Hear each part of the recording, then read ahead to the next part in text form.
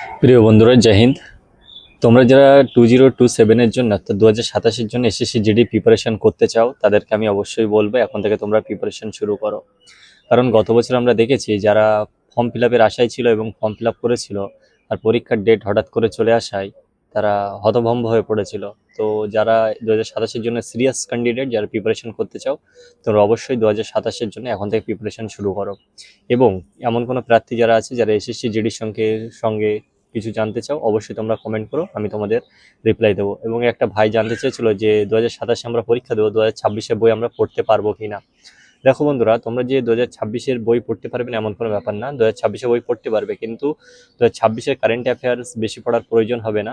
এবং বাদ বাকি যেগুলো থাকে ম্যাথ, জিকে, জিআই, এগুলো সব মানে প্রতি বছর প্রায় একই ধরনের থাকে। তোমরা প্রিভিয়াস ইয়ারের কোশ্চেন অবশ্যই তোমরা ফলো করবে, যার জন্য তোমাদের পরীক্ষা আরও সহজ হয়ে যাবে।